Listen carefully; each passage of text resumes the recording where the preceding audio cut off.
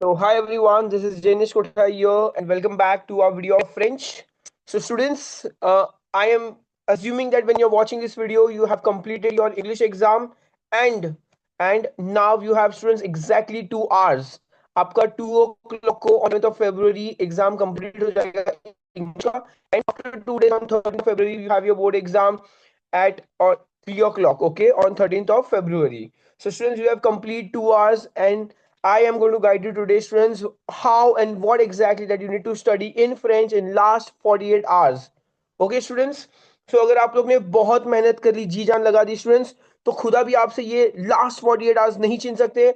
आपको पूरी शिद्दत के साथ बहुत ज्यादा अच्छे से ये लास्ट 48 आवर्स यूज करने स्टूडेंट्स, और इसको किस तरह से कैसे यूज करें, व्हाट एग्जैक्टली नीड टू सी, मैं आपको गाइड करूंगा. अगर आपको वो सही लगे तो आप उसको फॉलो भी कर सकते हो. तो students, before starting with the video, I hope you guys have already subscribed to our channel. If not, please do it now and like the video. Drop me in the section if the video was helpful or not. And students, one request, please forward the channel to your juniors. I have uploaded a lot of videos and I'm sure this channel will surely help them out if they're learning French language. Okay, students? So, शुरू करेंगे students exactly what things that you need to study and how to study in last 48 hours students. Okay students, let me tell you, आज के बाद like after this last 48 hours 2% of the students ऐसे होंगे जो French को continue करेंगे as a career later on in their life. But apart from that, आपके life के लास्ट 48 आवर्स उसके बाद आप फ्रेंच नहीं पढ़ने वाले हो. You have to give your best and you have to study very much sincerely. Okay students, so 11th Feb को I'm assuming at 2 o'clock जब आपकी एग्जाम खत्म हो जाएगी, उसके बाद you will take an hour for traveling. 1 घंटा, आधा घंटा या 1.5 घंटा 2 घंटा लग सकता है. After that you want to have your lunch and you go back home and take a small nap. Okay, small nap लेना, ऐसे नहीं 3-4 घंटे नहीं सोना आपको. ठीक है, फटाफट उठ जाना स्टूडेंट्स 5 o'clock से. अब 5 o'clock से लेके रात के 12 बजे तक स्टूडेंट्स आप पढ़ाई कर सकते हो, which comes to almost 7 hours. तो उस 7 hours में से स्टूडेंट्स आप 6 hours एटलीस्ट स्टडी कर सकते हो. स्टूडेंट्स, डोंट टेल मी कि 6 घंटे नहीं पढ़ सकते. आपकी बोर्ड एग्जाम में आपको 6 घंटे पढ़नी ही पड़ेंगे. आपको ऑन 11th of Feb आपको पूरा का पूरा फ्रेंच रिवाइज करना है प्रॉब्ली. अगर आपका कोई भी पेंडिंग है, अगर आपको लग रहा है कि ऐसी कोई चीज है जो आपने अब तक पेंडिंग रखी है, जो आपने कंप्लीट नहीं की है, तो students get it done today. हो सकता है आपने 2 राइटिंग स्किल्स अब तक नहीं पढ़े हो, या हो सकता है कोई एक पर्टिकुलर चैप्टर या बिलान का क्वेश्चन आंसर आपका पेंडिंग हो, या पर्टिकुलर ग्रामर टॉपिक अब तक आपने नहीं पढ़ा हो. तो please get it done on 11th of February itself. उसको बिना किए सोना नहीं students. You have to complete your entire syllabus on 11th of February and then you have to go to sleep.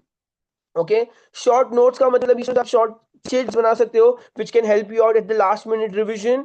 Okay, cheats का मतलब ये नहीं कि एग्जामिनेशन हॉल के अंदर लेकर चीट्स नहीं बता मैं आपको. आपको बोल रहा हूँ वो चीट्स इस तरह से होगी जो आपको बड़े बड़े नोट को कंसाइज स्मॉल नोट्स में कन्वर्ट करेगी, सो दैट लास्ट मिनट में आपका क्विकली रिवीजन हो सके. Is that okay students? चलो, उसके बाद students on 12th of February I am assuming you are going to sleep from 12 o'clock to 6 o'clock. सुबह 6 बजे सबको उठ जाना है. ठीक है, उठते ही फटाफट स्टूडेंट, सबसे डिफिकल्ट क्या लगता है आपको? आपको सबसे डिफिकल्ट क्वेश्चन राइटिंग स्किल्स लगता है, मुझे पता है. ठीक है students, this time you to do written test. Morning में 6 घंटे बैठकर आप रिटन टेस्ट करोगे सारे क्वेश्चंस एंड राइटिंग स्किल्स से, but in the descending order. Students, यहाँ पर आप जो वाले हो, यहाँ पर आपको वो आपको डिसेंड में करना है. पहले आपको 6 चैप्टर से शुरू करना है क्वेश्चन आंसर. बिलान 3 से शुरू करो, फिर आप 6 चैप्टर करो, 5th चैप्टर करो, बिलान 2 करो, एंड सो ऑन. एंड अगर राइटिंग स्किल्स में भी स्टूडेंट्स वो टॉपिक करो जो आपको सबसे ज्यादा डिफिकल्ट लगते हो. इससे क्या होगा students, when you are in the morning time, बहुत ज्यादा बच्चे लोग एकदम एक्टिव होते हैं और आपका लर्निंग कैपेसिटी भी बहुत ज्यादा स्ट्रांग होता है. आपका कंसंट्रेशन पावर भी काफी ज्यादा स्ट्रांग होता है इन द मॉर्निंग टाइम. तो आपको मॉर्निंग में 6 बजे से उठकर आपको सारी डिफिकल्ट चीजें, जो चीज आपको सबसे डिफिकल्ट लगे वो चीज आप करो. And written practice is must. Oral practice नहीं करना है, रिटन प्रैक्टिस करना है. आफ्टर 12 o'clock स्टूडेंट्स, आप लोग को थोड़ा लंच करके अगर थोड़ी देर सोना, आप सो जाओ.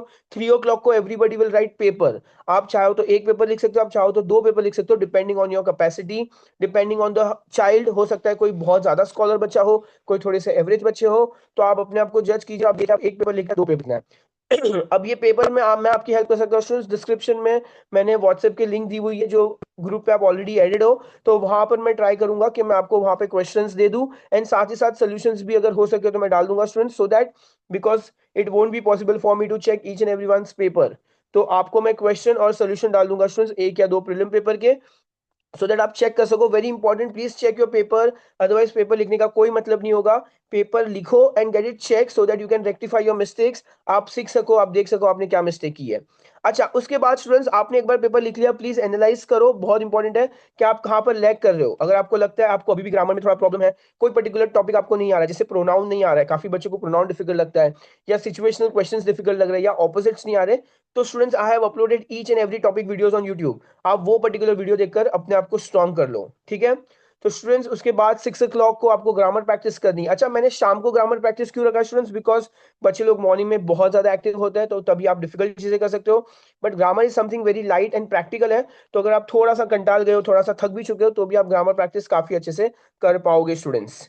And by 9 o'clock students you have to work wherever you are really lagging behind. कोई भी चीजें छोड़नी नहीं है। By the end of the day आपका सब कुछ प्रेपरेशन कंप्लीट हो जाना चाहिए। Moving for to next day students, after that on 13th of February now students, 13th of February को आपको क्या करना है students? Again you will be sleeping for 12 to 6 o'clock। 6 घंटा स्लीप बोर्ड एग्जाम के टाइम इनफ हो जाती है students. You don't need more than that. आपको एक आध घंटा आगे सोना है तो आप सो सकते हो, अदरवाइज 6 hours इज इनफ।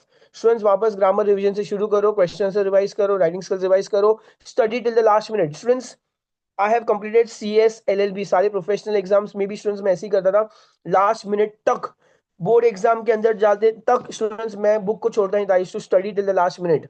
काफी टीचर्स बोलते हैं प्लीज 1 घंटे पहले पढ़ना बंद कर दो, आधा घंटे पहले बुक बंद कर दो। नहीं स्टूडेंट्स, लास्ट मिनट तक पढ़ना है, सारे एक्सेप्शन रिवाइज करने हैं, सारे कॉन्जुगेशंस लर्न करने हैं, each and every grammar topic को रटना है स्टूडेंट्स, प्रॉपरली प्रॉपरली जो भी आपको लगे, and including question answers and मेरे साथ हमेशा ऐसे ही होता था। मैं लास्ट में जो पढ़ता हूँ स्टूडेंट्स, इमीडिएटली एग्जामिनेशन हॉल के अंदर जाकर वही चीज आ जाती थी, and I used to get really very very good marks. That used to help मी।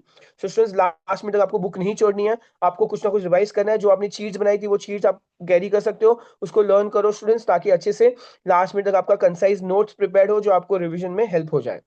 ठीक है स्टूडेंट्स, ये तो मैंने आपको बता दी एग्जैक्टली क्या क्या पढ़ना है। स्टूडेंट्स इसमें आप थोड़े बहुत चेंजेस कर सकते हो according to your capacity, according to your knowledge of French.